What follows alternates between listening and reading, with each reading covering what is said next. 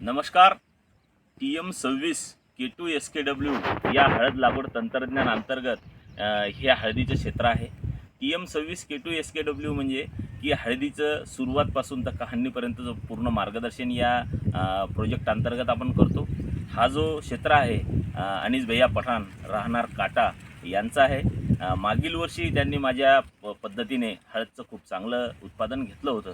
याही वर्षी या क्षेत्राला पूर्ण मार्गदर्शन मी आणि त्यांचा अनुभव दोन्ही मिळून आपण करूया. यामध्ये TM26 K2 SKW मध्ये आपण जे 16 अन्नद्रव्ये असतात हे निश्चितच वेळापत्रकानुसार आणि चांगले किंवा उत्पादन वाढीसाठी या ठिकाणी देण्याचा प्रयत्न करत असतो. या हळदीला आपण एक खताचा डोस दिलेला आहे.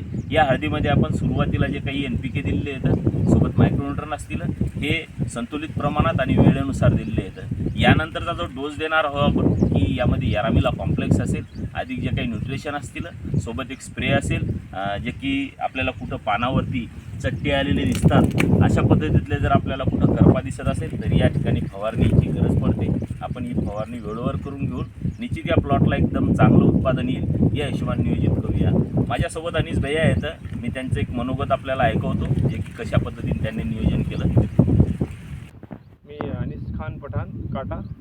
माझं 2 एकर हळदीचं क्षेत्र आहे आणि पहिल्यापासून मी काळबंडे साहेब यांच्या मार्गदर्शनाने हळद लागवड केली आणि त्यांचा म्हणजे शेतीतला भरपूर अनुभव असल्याचा मी त्याच्यावर विश्वास ठेवला आणि आज हळदीचा प्लॉट 2 महिन्याचा झालेला आहे माझा. 2 महिन्याच्या हिशोबानं हळद चांगली वाढ झालेली आहे आणि चांगला प्लॉट आहे. सोबत त्याने जे खत दिले त्याचा बी रिझल्ट चांगला आहे.